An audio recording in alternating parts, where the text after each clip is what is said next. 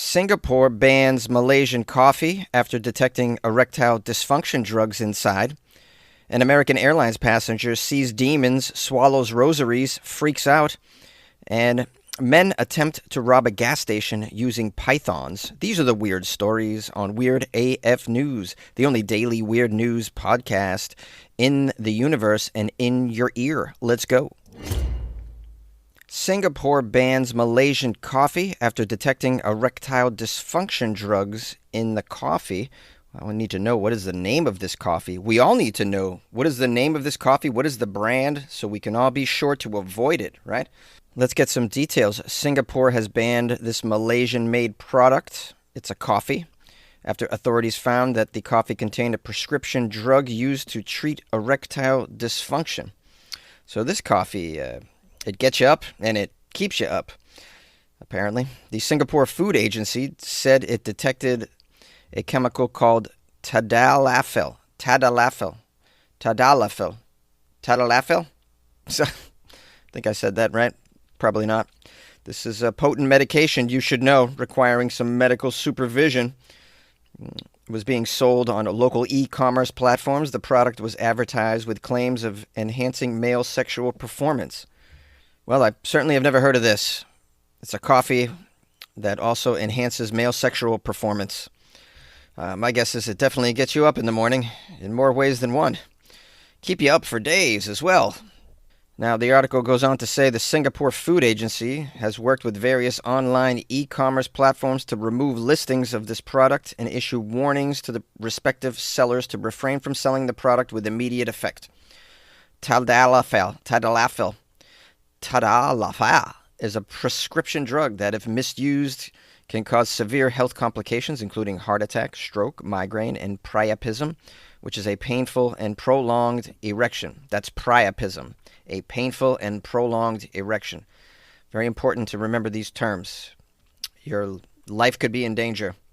Your sex life, on the other hand, might improve drastically, but your overall health is in danger from tadalafil.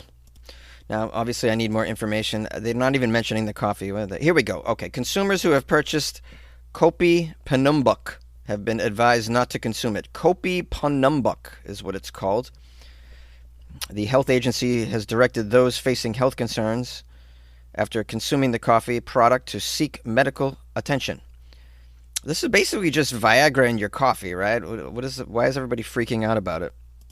If it's labeled correctly, just be aware that this is the chemical that's in it. I just Googled it because I wanted to see a picture of the packaging, and I'm so foolish. I mean, it's not even in English, so I don't even know what it says. There's no picture of a erect member on it. I can say that. So they're not going that route.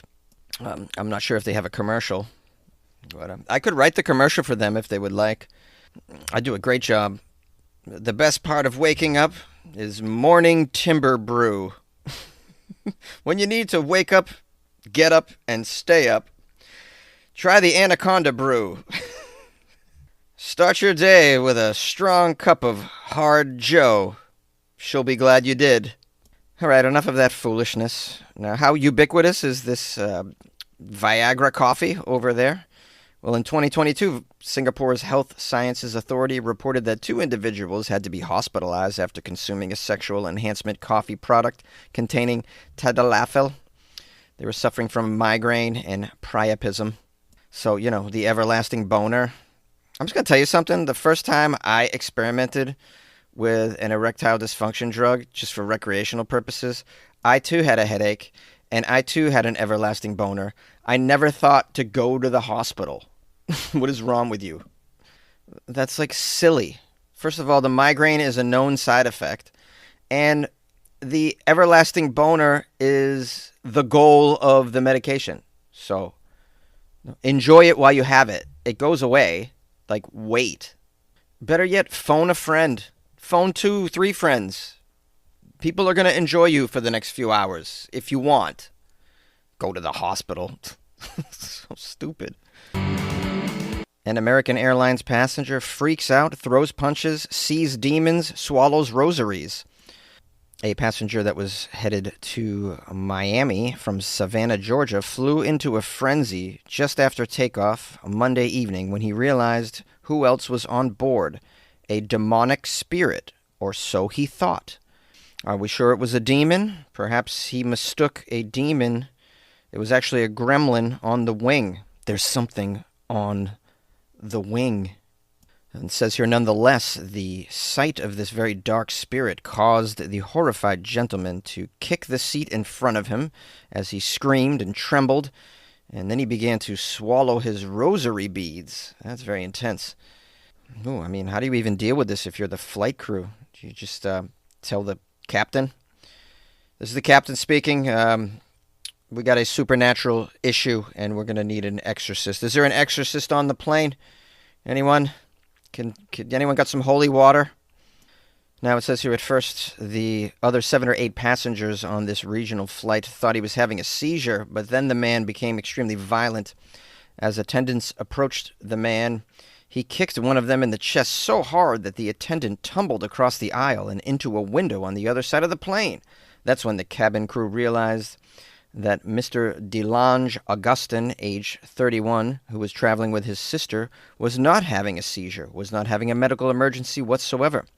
No, Mr. Augustin was seeing demons, which is also known as when the gummies kick in. You ever had so many strong gummies that you start seeing demons? Been there, bro. Been there. This is probably an Ambien concoction. Ambien will take you to some places. An Ambien and 2 margaritas for a flight? Yeah, that's you might see some Ambien gremlins on that flight. Let's keep reading and find out how they all handled this situation. It's a small plane. It returned to Georgia and made an emergency landing, and the man was taken into custody, but not before getting in a few more punches aimed at a flight attendant on his way off the plane. Now, once on the ground and authorities learned that Mr. Augustin had swallowed rosary beads, he was taken to a hospital where he was evaluated and discharged to a county detention center. His medical condition was not immediately clear as of today. In the detention center, Mr. Augustin's sister told the authorities that they had been traveling to Haiti to flee religious attacks of a spiritual nature. Oh, sounds like some voodoo stuff going on here. It says here, Mr. Augustin told his sister to, quote, close her eyes and pray because Satan's disciples had followed them onto the plane, and the Legion did not want the Augustins to make it to Haiti. That's when he swallowed the rosary beads because apparently, quote, they are a weapon of strength in the spiritual warfare. Oh, it's very sad, these fantasies that people glom onto. They create some really disturbing behavior and, like, some really bad self-inflicted wounds you can get from stuff like this. Like, he swallowed rosaries. Probably not very good for your intestinal tract, I'd imagine. I thought he had, like, a mental thing, and he was off his meds. Because if you got the slightest mental issues, flying will definitely trigger them, for sure. Flying's so stressful for all of us, really. Now, this article says whether or not the beads helped rid the aircraft of the sinister spirit is unclear, but what is clear is that the man was arrested and charged with misdemeanor battery, misdemeanor obstruction of law enforcement, and a felony count of criminal property damage. Fortunately, nobody was badly injured on the flight.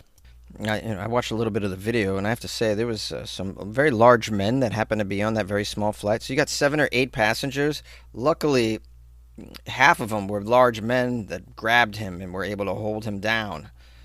I mean, you can imagine what would happen if there was not enough strong individuals to take this guy down on the plane, what he would have done. Because he was kicking, trying to open the doors and stuff. Wow, this could have been a real disaster, but thankfully it wasn't. It sounds to me like we're going to need security on all planes, like flying with the plane. Some sort of, like when you go to Walgreens, you see a security guard. You're going to have to have one on every plane because this stuff is getting out of control. I'd also say, why not have a questionnaire for people before they fly as well? They don't really ask too many questions other than, like, your identity and whatnot and your payment method. I think it's about time we start asking some other questions related to safety, related to what's going on in their skull, such as, do you often see demons? Do you believe in human reptilians? What about Kid Rock? Are you into his music? Your data is like gold to hackers. They're selling your passwords, bank details, and private messages. McAfee helps stop them. Secure VPN keeps your online activity private. AI-powered text scam detector spots phishing attempts instantly. And with award-winning antivirus, you get top-tier hacker protection. Plus, you'll get up to $2 million in identity theft coverage, all for just $39.99 for your first year. Visit McAfee.com. Cancel anytime. Terms apply. Men robbed a gas station using pythons. The story's out of Tennessee. Employees at a truck stop in Denmark, Tennessee, felt threatened when at least 4 people came into the gas station with 2 pythons. In the surveillance footage that was provided by the sheriff's office, you can see the men holding the snakes, placing them on the counter. The workers claim the men with the pythons then stole $400 worth of CBD oil. Well, you're probably wondering, as I was, how does one rob a gas station using snakes? Well, slowly, steadily, and carefully. Now they interviewed an employee of the gas station named Mayor Raval, who claims he and his brother were working at the gas station at that time and that he was very afraid of those snakes. I mean, you got to hope that the clerk is afraid of snakes, otherwise your plan's not going to work, right? You bring in your snakes to rob a store. If the employee actually has pet snakes, pet pythons, the employee's going to be like, "Oh, those are very cute pets. What are their names?" He's like, "No, we want some CBD oil. We're robbing the place." "Where's your weapon?" "This is the weapon."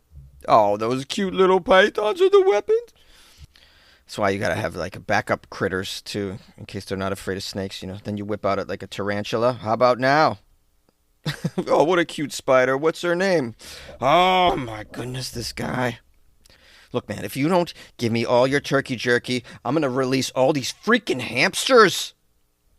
All right, we got a quote here from Mayor Raval, the guy who was working at the counter. It says, "These men were just waving them around and putting them on the counter. One person brought in one snake first, and then after that, he brought in another snake. One is white, one is brown, or a mix." Raval said the men with the snakes were able to grab the CBD oil from the counter. He thinks they wanted to take more than that, but too many customers were around. Mayor says, "They pulled their car up to the front of the door. I think they plan to successfully come here and rob our store. The snake is a weapon, Yes, I suppose the snake is a weapon when you're all out of other more serious weapon options. I think we may have discovered the only individuals in America who can't seem to get a hold of guns. So they should be studied. This is, someone ought to study these men scientifically. This could be our, whatever's preventing them from getting guns. We need more of that. They could just be dumb. That could be happening too. Now, in case you think this is just an isolated incident, last year a man was arrested after he allegedly tried to rob a Tennessee gas station with a snake. In that incident, police say Reginald Cook, age 26, had a 5-foot snake wrapped around his neck when he demanded some cash from a clerk at a gas station. He was charged with 2 counts of attempted aggravated robbery with a snake around his neck. The snake, it would be a problem for law enforcement, obviously, because you can't just tell them to drop your weapon. Drop your weapon! Never mind. Pick your weapon back up, right? Wrap it back around your neck. Okay. Step back. Ryan Reynolds here from Mint Mobile with a message for everyone paying big wireless way too much. Please, for the love of everything good in this world, stop. With Mint, you can get premium wireless for just $15 a month. Of course, if you enjoy overpaying, no judgments, but that's weird. Okay, one judgment. Anyway, give it a try at mintmobile.com/switch. Upfront payment of $45 for 3-month plan, equivalent to $15 per month required. Intro rate first 3 months only. Then full price plan options available. Taxes and fees extra. See full terms at mintmobile.com. Let's rock. Hello, everybody. Oh, everybody. I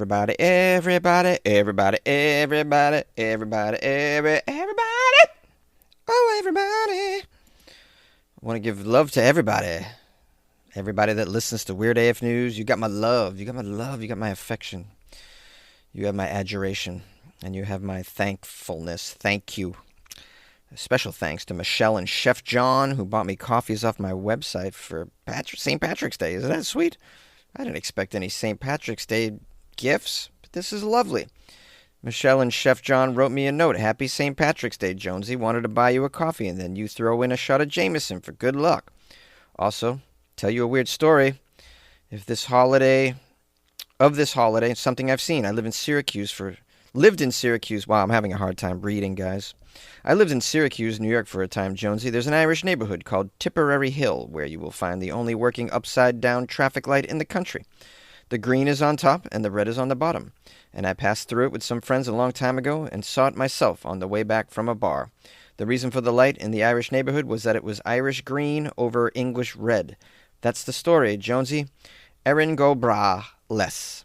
Erin go braless. Yeah, that's pretty cool. I didn't know that that's the only upside-down traffic light in the country. And a pretty fascinating reason as to why.